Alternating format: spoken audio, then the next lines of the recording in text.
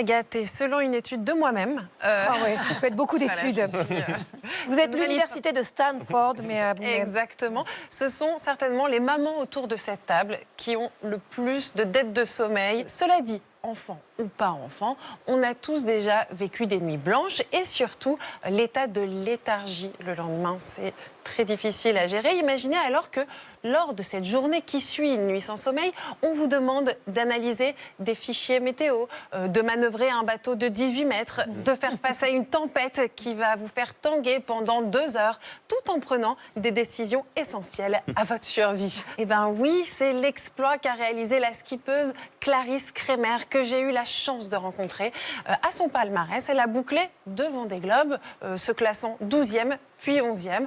Pour rappel, le Vendée Globe, c'est ce tour du monde à la voile en solitaire, sans escale et sans assistance pendant à peu près 3 mois. Et vous allez découvrir que Clarisse a une gestion du sommeil très stratégique et qui l'a aidée à faire cette traversée.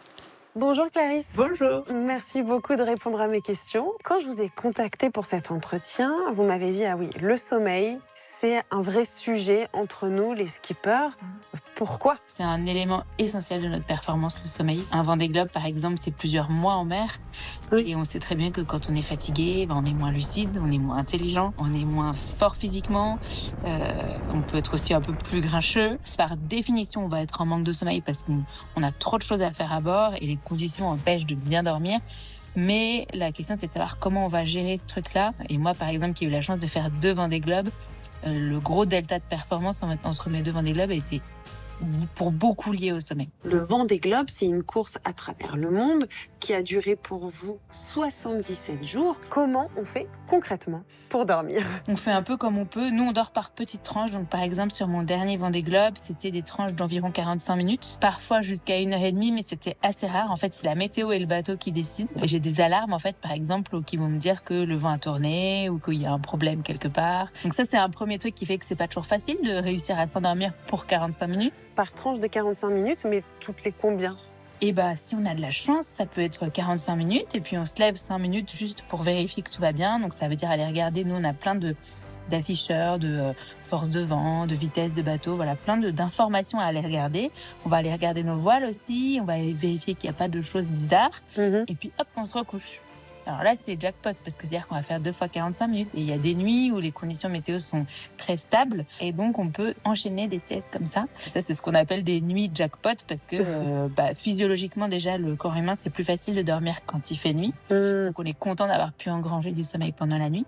Mais il y a aussi parfois des nuits où on va réussir à faire une sieste de 30 minutes. Et du coup, on est un peu toute la journée en train d'essayer de récupérer du sommeil là où on peut. Il y a des marins qui poussent un peu le mythe en disant « je dors en fermant les yeux entre chaque vague » parce qu'ils sont à la barre de leur bateau. Et en fait, c'est une façon de parler qui correspond à quelque chose qui est un petit peu vrai, c'est qu'on se sent partir et en même temps, on ne dort pas vraiment. À quoi ressemble votre couchette ? Une couchette, c'est ce qu'on appelle une bannette, souvent, dans notre jargon maritime. Donc c'est un lit, c'est un matelas qui a été fait sur mesure pour moi, qui est quand même assez épais. On prend du temps à faire ce lit parce que, justement, on l'a dit, le sommeil, c'est stratégique pour notre sécurité, pour notre performance, pour notre bien-être aussi. C'est pile à la largeur de mes épaules, donc je tiens pile poil mes épaules, pas plus, pas moins. Comment on se couche dans un lit ? C'est-à-dire, il y a une tenue de nuit ou non ? Comme on essaie de garder un lit à peu près sec, on va juste faire descendre notre salopette le long des jambes et on garde les bottes.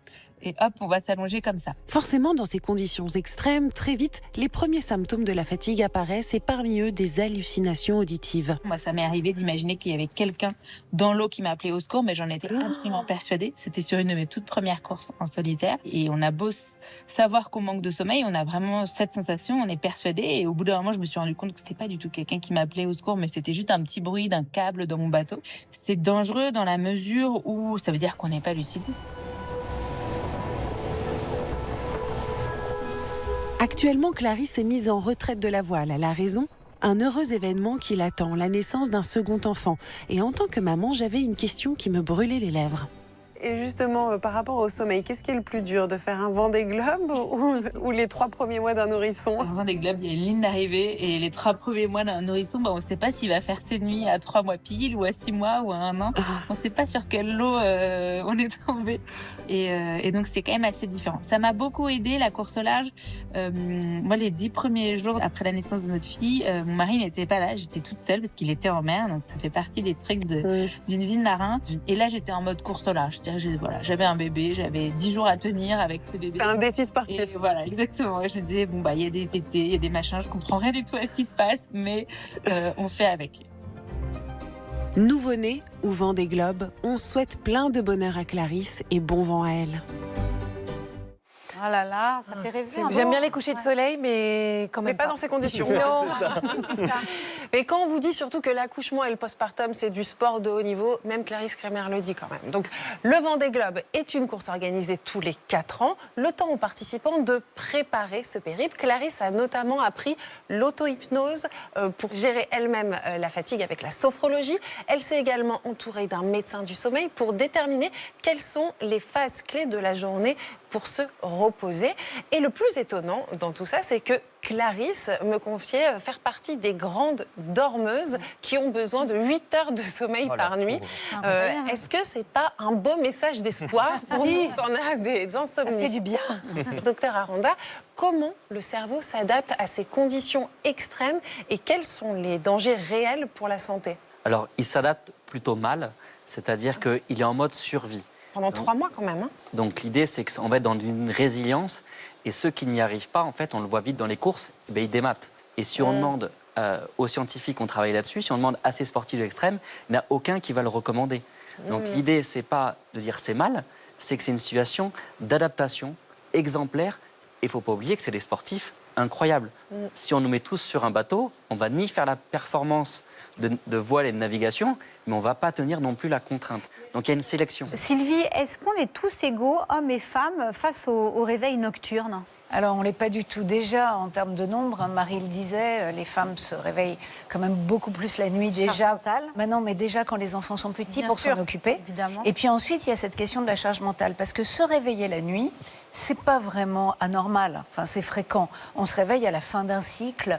Pourquoi pas? Le problème des femmes, c'est qu'elles ont une telle charge mentale qu'au moment où elles vont se réveiller et elles vont reprendre conscience, elles vont penser à ce qu'il faut faire le lendemain, à ce qu'elles n'ont pas fait. Elles n'ont pas préparé le sac de piscine, elles n'ont pas préparé les repas. On fait la liste. Exactement. Et est-ce qu'elles auront le temps de tout faire le lendemain, etc. En plus, je vais être fatiguée avec tout ce que j'ai à faire. C'est finalement la charge mentale qui empêche les femmes de s'endormir. Et ce qui est drôle, c'est qu'on s'en est rendu compte aussi indirectement parce que les femmes se souviennent mieux de leurs rêves. On pensait toujours que c'était un lien particulier entre les femmes et les rêves. Pas du tout. C'est parce que pour se souvenir d'un rêve, il faut être conscient, il faut être éveillé. Et comme elles se réveillent beaucoup plus de fois dans la nuit, du coup, elles se souviennent de ce dont elles ont rêvé pendant qu'elles ont dormi. Au moins qu'on ait ça. Donc non, hommes et femmes, encore maintenant, ne sont pas du tout égaux par rapport à ça. Vous savez de quoi j'ai rêvé cette nuit? Que j'étais une princesse de Monaco. C'est vrai. Il y avait marqué sur ma valise « Princesse de Monaco, Agathe Le Caron ». Et vous chantiez comme un ouragan? Non, mais non, je pense que j'étais une nouvelle princesse. Une nouvelle princesse. Voilà, c'est tout. Mais vous vous rendez compte, donc j'ai eu un sommeil très léger, c'est ça que vous me dites.